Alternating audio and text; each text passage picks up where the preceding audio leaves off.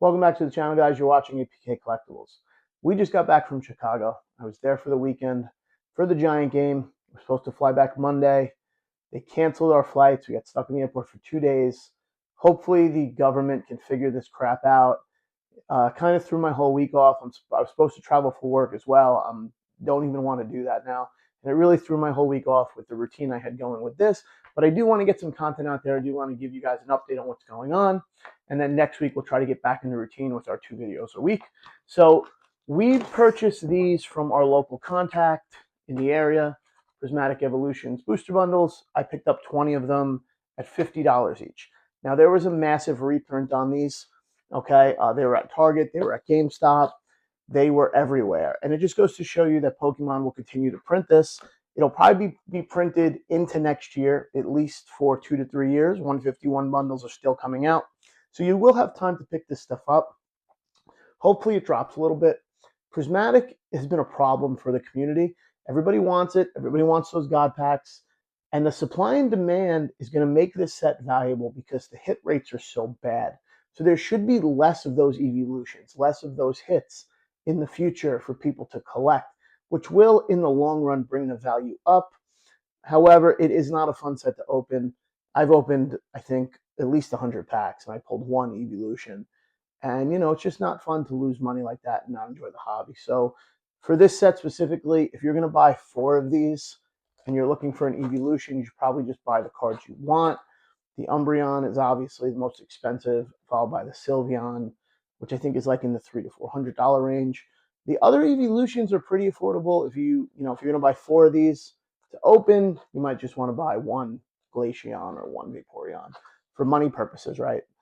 Buy the cards you want. If you're just a collector and you don't play the game, that's the best way to do it. Our contact in the area gave us those. He had distribution, and he is maxing out his allocation. So everyone is still requesting max allocations. He gave me these as well as a throw-in, which I appreciate it. Thank you very much, sir. You know who you are. And I'm going to take these Destined Rivals and Surging Sparks packs out. I'm going to add them to the giveaway. We're going to do a 10-person 6-pack each giveaway. Probably do one of each set for those people. You can go watch the Why We Sold Our Collection video. I'll try to link it down below. And you can comment, subscribe on that video, and you'll be eligible for the giveaway. So that was really nice of him because he didn't have to do this. So I appreciate you very much. These are going to go back to you guys. Next, we have our eBay resellers license now. So even with my contacts in the area, I will go to eBay and I will buy from companies now because I don't have to pay sales tax with the intent to resell it.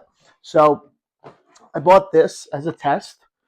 I got this for $155. This is the restock of the Final Fantasy play boxes for Magic. Final Fantasy has a special place in my heart. Again, best video game ever made. I'm going to be 42 next year. This changed the way video games were made, guys. If you didn't play this game, you never have. You should play it. It was amazing. Coming home from school, playing with my brother, playing with my friends, has a special place in my heart. People are going to want these boxes when they stop being printed. The collector boxes obviously are $1,200, $1,300 now. But these are going to be printed, and these were $250 a couple weeks ago.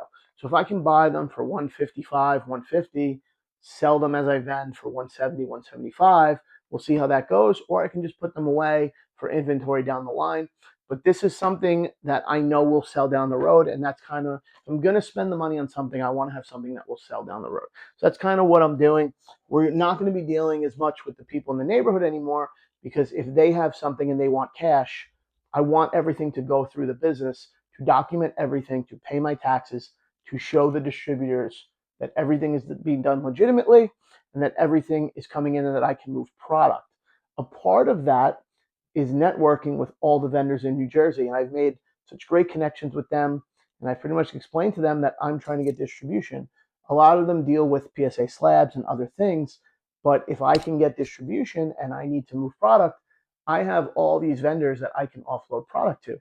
So networking, grinding, finding ways to move product, whether it be Facebook Marketplace, the website, eBay, that's all encompassing into the company now.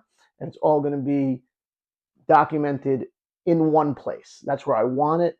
Everything that comes in is an expense. We're going to try to deal in as little cash as possible, When the cash comes in, I'm still going to report it. And if I need to, I'll build the sales tax into the prices to do that. And that's just something I'm going to do. It might hurt me as far as sales goes, but that's something I need to do because I want it all to be documented in one place. Lastly, just want to talk about these real quick. A lot of news going on the Funko Pop space. Now, Funko is a strange thing to talk about for me because this is what got me into collecting. And Funko Pops, say what you want about them, the value. If you're new to collecting and you don't know about these or you laugh about them, 2018, 2019, this market right here was exactly what Pokemon is now. And that is a weird thing to say because I never understood how they did it. It finally caught up to them. And why it caught up to them was they reprinted everything. These are from 2022. They're still being reprinted, right? If they would have just stopped printing them and they just said, okay, we made it, now we're going to make a new one, leave the collectability for the collector. Don't go to the secondary market, see what's selling for $100 and reprint it to make quick buck. That put them under the bus. They hurt the collector and investor market. And to the people who complain about the collecting and investing in Pokemon, if that goes away, you'll have Pokemon cards that nobody will want because they won't be worth anything and they will go to zero, right? So you really have to take the good with the bad when it comes to the collecting and investing. I always say you can collect and spend your money how you want to spend it. If you want to invest in Pokemon cards, you better make sure what you're doing and you're educated on it. But this is a weird dynamic for me because I truly believe that if you only have $20, $30 a month and you want to enjoy an IP that you love, you should be able to buy something. These get absolutely trashed, but I will assure you that everything has a place in the collecting world. This is a great entry point for people in the collecting space. Maybe I'll do a video on it down the road, but this is how I got into collecting, spending $20, $30 a month, having Marvel Pops on my shelf. And that was, how I got into Hot Toys as I've grown in Pokemon cards. And I think that the bashing on the internet of these is unwarranted on a lot of levels. And I also think this has a place in the market. Now, when you go to Comic-Con and you go to all these stores, these are everywhere and they take up a lot of space. What's going to take up the space if Funko goes bankrupt? I don't know. Is it just going to remain empty? Is it going to be other product? If you go to Target, a lot of things don't sell. Marvel Legends are overpriced. NECA is climbing. Besides TMNT, NECA has a problem selling a lot of figures. So I don't really know what's going to take up the space, but these are everywhere. So it'll definitely be uh, cool to see what happens. I like to see, puzzles and how the world operates and what will happen if Funko goes away, what will take its place.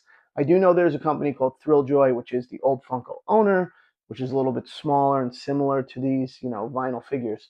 But Funko will always have a special place in my heart. And I sell these, they are on the website. I'd buy them at yard sales. Don't buy them on the website. If you want to support, you can.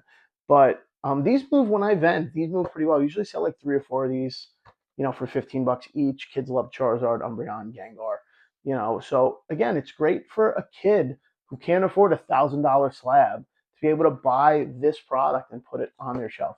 And that's just my take on it, guys. So just a quick video, some quick content to get out there. Shop APK Collectibles.